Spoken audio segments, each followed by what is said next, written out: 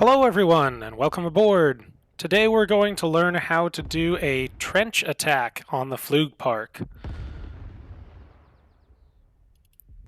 Earlier in the mission someone managed to complete the photo recon and unlocked a bunch of secondary missions for us to take on, including artillery spotting, ammo depot, various bombing targets. One of those includes the trenches. So the first thing we're going to do is we're going to select a bomber. In this case, we have a Bristol F-2B with a Falcon 3 engine that we're going to pick. Next up, we're going to load up on bombs. We've got a choice between 112-pound and 24-pound bombs. We're going to take 8 24-pounders and 2 112-pounders to give us a mix of ammunition to use on this particular one. However, it doesn't really matter what you pick so long as you accomplish the goal. Then we're going to set up the plane however we like. In this case, it's already set, so we're just going to load right in and get started. Usually want to check to make sure that your gun seat is locked. And today we're going to go from Allenville to the trenches near the Somme. I've mentioned before how communications are important. In this case, Katori is our pilot for the bombing mission, and he's communicating with me about the artillery spotting mission that I did in the previous video. At this point, we'll go ahead and get the engine up and running. And then we'll set our mixture and radiator as what we'll need for once we're flying. Then we'll do a control check. Make sure your joystick and rudder pedals are all working fine. Say goodbye to everyone on the ground. And we're out of here.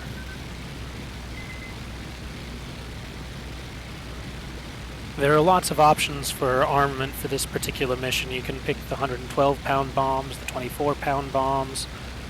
The key is whether you're able to get them on target or not. Heck, even if you run out of bombs, you can then strafe some of the targets, and we'll get a closer look at those once we get there. So don't stress too much about whatever you're picking. We just need to make sure that we accomplish the mission. One key component to consider is what sort of tail gunner you're going to take. The two machine guns are much better for providing defensive fire, but they run out of ammunition quicker. The single machine gun lasts a lot longer, but doesn't provide as much firepower at the same time. So we'll see what that can be used for in the ground attack mission in just a little bit. So we're approaching the target area now, and one of the things that we need to be looking for is machine gun fire. That tells you where the trench attack targets are. You'll notice there's about 4 machine guns, 2 of them firing at ground targets, 2 of them firing up into the air trying to get attention. And you'll see them at several different points along the front lines. This is the active enemy trench. The Flugpark has lots of different targets available, from bridges to factories and fuel dumps, trenches and such. And whenever you accomplish the photo recon, it'll pick which missions you actually get. It's very randomized. Mama always said the Flugpark was like a box of chocolates. You never know what you're gonna get. In this case, we're looking for those frontline trenches. You'll see some of the Allied trenches, and over there's the central trenches. Those are the ones that we're trying to take out. Keep a close eye on it. You can definitely see where those 4 machine guns are. A couple firing skyward and a couple firing up at the front.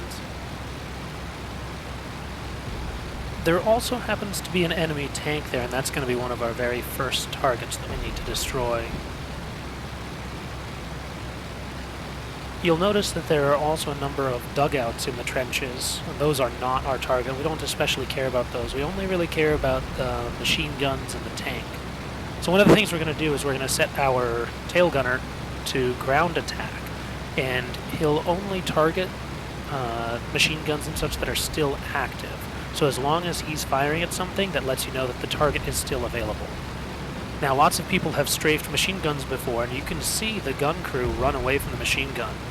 And unfortunately, that's not good enough. We need to actually destroy the machine gun, not just convince the gun crew to abandon it. Eventually, they'll just come back and reman it again. So once your tail gunner is no longer firing at it, then you know that you've completely destroyed it and it's good to go. Here we zoom in and you can see the tank just barely there. That's going to be our first target. The tank will fire machine guns and cannons to let you know that it's active. Once it's destroyed, it'll no longer fire any machine guns or anything. I've got a mix of both 112-pound and 24-pound bombs, and I know that the 112-pound bombs are going to drop first for this particular aircraft, so I'm going to drop those on the tank first and then worry about the machine guns afterwards. Here we are, going in on the tank right now. Trying to be very precise on this. We're going to use our 212-pound bombs. It's a very small target, hard to hit, but hopefully those 112-pounders will do the trick, and bombs away. You can hear the gunner fired at something, meaning there are definitely active ground targets down there. Looks like the bombs were on either side of it, but I think that did the trick. Now we'll come in on one of the machine guns, see if we can drop a 24-pound bomb on that thing. Looks good. There's the fuse, and it exploded. Target destroyed. Next one. Didn't look good there, but let's see. A little bit long. Looks like we're going to have to try again. And there's an artillery blast. You can see the gunner still firing on it. It is still active. The AI gunner isn't very accurate, but at least he's telling you that the target is still a valid target and that there's still more for you to do. Now, of course, if you ever run low on bombs or if you want to save on bombs, you can still strafe machine guns pretty well. Just keep in mind what I said earlier. Even if the gun crew runs away, it can still be an active machine gun that you still have to destroy, and he's still firing at it, so we're going to come around again for another pass.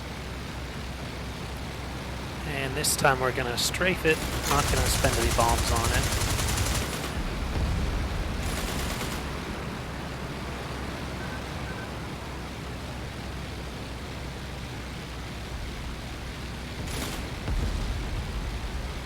Come around, take a look at the whole line, see what's still active. There's something, let's take that guy out. Not a good setup, we'll come around. You can hear the gunner still firing. Definitely still got more targets here.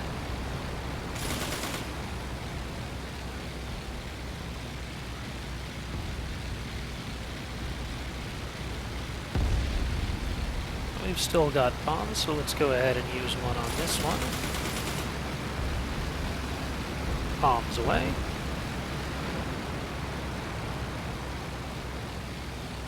And a little bit long.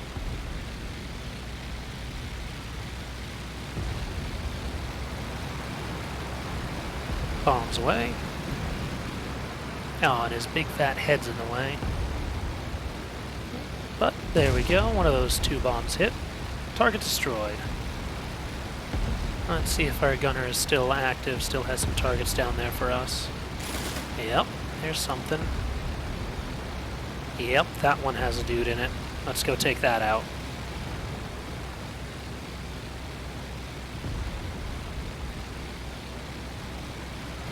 Double check the target. That one.